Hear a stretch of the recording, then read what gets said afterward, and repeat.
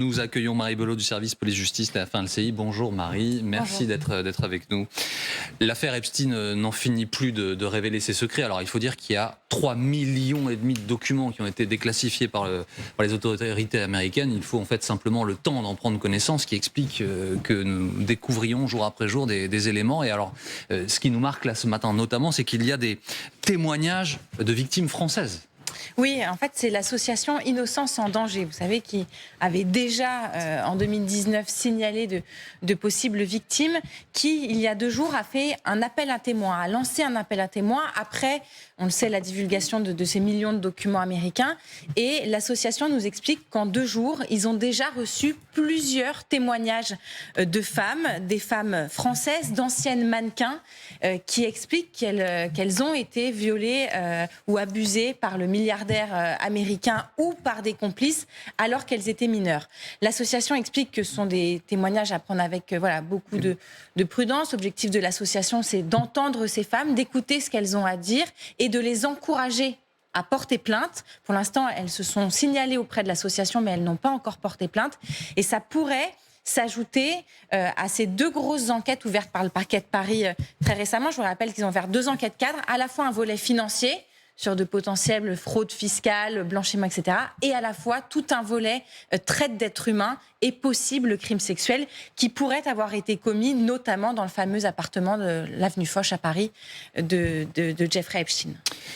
Nous sommes également avec Guillaume Audat qui nous a rejoint. Bonjour, vous êtes éditorialiste international pour LCI. Guillaume, dans quelques instants avec vous, on va revenir sur les liens potentiels entre les 2 hommes que l'on a vus en photo. Bien sûr. Donald Trump et Jeffrey Epstein.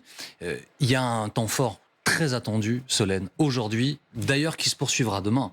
Les époux Clinton vont répondre de la mention de leur nom dans ces Epstein Files. Oui, aujourd'hui, c'est Hillary Clinton qui va être entendue devant la commission d'enquête. Demain, ce sera Bill Clinton. Beaucoup de questions vont être posées aux époux Clinton qui vont être auditionnés à huis clos, sous serment, par cette chambre. Alors, ils avaient demandé à le faire en public, finalement, volte-face, parce qu'à la base, rappelez-vous, au début, le couple avait refusé de comparaître. Le nom de Bill Clinton, pourquoi est-ce qu'on s'intéresse au couple Clinton ? Parce que son nom apparaît quand même plus de 2000 fois dans les fichiers de l'affaire Epstein. Donc il y a beaucoup de questions qui vont leur être posées, notamment le fait que Jeffrey Epstein avait financé quand même en partie les campagnes respectives de Bill Clinton et d'Hillary Clinton. Donc on va leur demander pourquoi, qu'est-ce qui a été donné peut-être, est-ce qu'il y avait une contrepartie ? Si contrepartie, alors laquelle ? La commission doit également se pencher sur un voyage que Bill Clinton aurait fait dans l'avion de Jeffrey Epstein au début des années 2000. La commission veut aussi demander à Hillary Clinton si elle avait connaissance des liens entre son époux et le financier américain. Elle s'est toujours défendue. Hillary Clinton, elle a dit qu'elle n'avait jamais eu aucun lien, aucun rapport avec Jeffrey Epstein. Lui aussi s'est toujours défendu. Il dit que depuis 2006, il a coupé tout contact avec Jeffrey Epstein. Il faut quand même préciser qu'à ce stade, aucun acte répréhensible contre les époux Clinton et qu'il n'y a aucune poursuite ou enquête à leur encontre. Alors évidemment, tous les regards se portent depuis la révélation de ces documents sur le président des États-Unis, Donald Trump, qui évidemment, avant d'être président, a été entre autres choses et surtout homme d'affaires. Il connaissait Jeffrey Epstein, a priori il le connaissait bien. Guillaume, juste avant qu'on revienne sur une curieuse disparition de documents, je voudrais que nous écoutions Donald Trump, c'était le 4 février dernier. Je pense qu'il est vraiment temps que le pays passe à autre chose. Franchement, maintenant qu'il n'est rien ressorti à mon sujet, sinon que c'était un complot contre moi, littéralement de la part de Epstein et d'autres personnes. Mais je pense qu'il est temps pour le pays de passer peut-être à autre chose, comme le système de santé ou quelque chose qui importe aux gens. On sent l'empressement de Donald Trump, Guillaume, de passer à autre chose. Il faut dire que ces dossiers à Epstein, ils ont été caviardés. Enfin, en tout cas, il manque des éléments. C'est vrai que certains noms étaient stabilotés en noir, masqués. Absolument. On sait l'ampleur de ce qui manque d'ailleurs ? Oui, on sait que 3 millions de documents n'ont pas encore été publiés et doivent être publiés normalement parce que c'est la loi qui l'impose. Et d'ailleurs, ce décret a été signé par le président Trump lui-même. 3 millions de documents doivent être publiés par le département de la justice américaine. Donc il y a encore beaucoup à apprendre sur cette affaire. Et effectivement, ce qui est très étrange, très troublant, c'est que sous couvert de transparence, avec ces millions de documents, qu'est-ce qu'on apprend ? On apprend qu'il manque des pièces importantes concernant le président américain sur un point très précis des documents qui concernent une femme présumément, pardonnez-moi, victime de viol. Elle accuse Donald Trump de l'avoir agressée dans les années 1980 alors qu'elle était adolescente. C'est le New York Times qui monte en force sur cette affaire et qui explique que, le FBI a entendu 4 fois cette jeune femme, que 4 comptes rendus d'audition existent, mais que ces documents ont disparu. Les seuls qui ont été publiés dans ces fameux documents du département de la justice sont ceux qui concernent Epstein. Les 3 autres qui concernent Trump, par magie ou par intervention, ils ont disparu. Ce qui est très étrange également, c'est que les notes brutes d'audition, vous savez, quand le FBI écoute une victime présumée, elles ont également disparu. Une 50aine de pages, disent les journalistes du New York Times, ne figurent pas dans ces documents. Alors la justice américaine, évidemment, elle a été interrogée. Elle dit de manière un peu... pas forcément très convaincante ou plutôt floue que ces documents sont confidentiels, qu'ils sont peut-être en double, peut-être liés à une affaire en cours, enfin bref, sans dire pourquoi ces fameux fichiers ont disparu, ce qui concerne le président Trump, alors que la loi américaine impose de ne jamais cacher quelques documents que ce soit pour des raisons politiques. Évidemment, les démocrates crient au manque de transparence, estiment que la gestion est très opaque de ce dossier-là. La Maison-Blanche, on l'a entendu avec le Donald Trump là, qui s'est exprimé avec le président américain, elle assure que Trump a été blanchi. La réalité, c'est que des accusations existent, des auditions ont bien eu lieu et que des documents ont disparu. C'est un véritable sparadrap du capitaine Haddock qui colle à la chaussure du président Trump. Il y a 2 affaires, au moins, enfin c'est tentaculaire, mais je suis tenté de dissocier 2 choses dans ces Epstein Files et qui d'ailleurs ont un écho mondial. Il y a l'aspect criminel sexuel. Oui. Et on sait qu'Epstein avait été condamné à ce sujet, on sait que d'autres personnalités sont impliquées. Et l'aspect économique aussi. Et quand on regarde ce qui se passe, c'est là où il est compliqué, j'imagine, pour le grand public de faire la différence. Le prince Andrew, là, est mis en cause pour l'aspect économique, révélation d'informations. C'est le cas d'un ancien ministre aussi britannique, Solène. En fait, on ne sait pas ce qu'on va trouver, puisque Epstein était un pédocriminel. Mais c'était aussi un homme d'affaires milliardaire. C'est intrinsèquement lié. L'un va peut-être parfois aussi avec l'autre. Parfois, on va peut-être plus en direction d'une répréhension économique, parfois plus du scandale sexuel. Parfois aussi, c'est ce que je disais tout à l'heure, je parlais de contrepartie.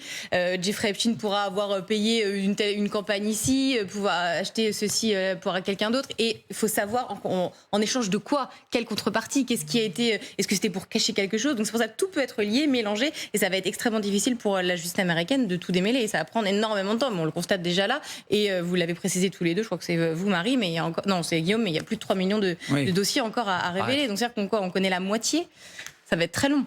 Le parquet de Paris parle aussi d'une enquête titanesque, parce qu'effectivement, eux aussi doivent se pencher sur les révélations, et ils savent qu'il y a d'autres fichiers qui pourraient être révélés dans les prochains mois, prochaines années, et ils savent que le travail va être très long. Encore un mot, Christophe Barbier, ce que le grand public à nouveau découvre, c'est la puissance de cet homme, qui était à la fois ami avec le prince Andrew, avec les Clinton, avec Jack Lang. Dans tous les pays du monde, il semblait être aux côtés des plus puissants, de toutes celles et ceux qui décidaient. Et il a fait ça dans l'ombre, puisque jusqu'à la publication, jusqu'au documentaire Netflix, personne ne connaissait l'existence de cet homme. En tout cas, je veux dire, vous et moi, personne ne le connaissait. On voit aujourd'hui à peu près l'ampleur du réseau, de relations sociales, de relations diplomatiques, la puissance financière nécessaire pour animer ce réseau. Ce qu'on n'a pas encore, c'est qu'est-ce qu'il obtenait en échange. Quand il organisait des séances dans son île privée, quand il lui-même faisait des cadeaux ou rendait des services, qu'est-ce qu'il obtenait en échange? Des renseignements, d'autres rencontres, des services. On n'a pas encore le bénéfice. Qu'y avait-il dans l'ascenseur que les invités d'Epstein renvoyaient à Epstein? Alors, pardon parce que je vous posais une question impossible, mais c'est plus un sentiment que je recherche là qu'un fait exceptionnellement. 3 millions de documents à venir, vous nous le disiez Guillaume, 3,5 millions déjà déclassifiés. Évidemment, tout n'a pas encore été sculpté par la même personne, c'est impossible humainement. Pensez-vous que nous aurons d'autres révélations du même niveau, de la même magnitude que ce qui est déjà en train de... Je le pense, ainsi que Solène l'a dit, c'est une affaire qui ressemble à une bombe à fragmentation, qui recoupe des volets économiques, des volets politiques et évidemment le scandale sexuel au cœur de cette affaire. 3 millions de documents qui sont épluchés par tout ce que compte la planète de journalistes d'investigation, mais aussi par vous et moi. C'est quasiment une enquête interactive. C'est-à-dire que dès lors qu'un nom est jeté en pâture, si je puis dire, on peut aller soi-même vérifier avec son portable si oui ou non, effectivement, ce nom figure dans les dossiers du département de la justice. Une enquête interactive, c'est une bombe à fragmentation qui promet encore d'autres révélations tonitruantes. Bon, alors c'est anecdotique mais très intéressant. Il y a des développeurs qui ont mis en place une fausse boîte mail. Oui. Alors vous tapez Gmail avec le J, la lettre gmail.world et vous allez arriver sur une interface. C'est bluffant. Vous pouvez y passer des heures. Ah oui, c'est un faux compte Gmail tel que nous l'utilisons toutes et tous. Et à l'intérieur, vous pouvez rechercher tous les mails, tous les protagonistes. Enfin, là, vous vous rendez bien compte que c'est tentaculaire, mais c'est un outil très pédagogique pour tenter de découvrir un peu ça. Mais ce qui est important aussi à ça, c'est que quand on entend beaucoup de noms, tous les noms qui sont cités dans ces échanges de mails ne sont pas forcément des gens qui ont quelque chose à se reprocher. Bien sûr. Il peut être mentionné par Epstein dans une conversation et n'avoir absolument jamais échangé ni avec lui, ni avec des complices politiques. Pour l'instant, c'est le cas de Bill Clinton, par exemple. Il est mentionné quand même 2000 fois, mais aucun acte répréhensible ne peut lui être reproché. Vous faites bien de le mentionner, parce que j'ai là le souvenir d'un collègue, je crois, de l'Obs, qui est chef du service éco et qui s'est retrouvé dans les échanges de mails parce que Epstein avait cité un article qu'il avait écrit, évidemment, il est en lien lié à ça. Évidemment, il n'avait pas participé, il faut le répéter, à des faits sexuels organisés par Jeffrey Epstein sur son île. Merci beaucoup, Guillaume, d'avoir été avec nous. Merci à vous. Quelques instants en compagnie d'Anaïs. Merci, Marie Belot, pour votre présence également.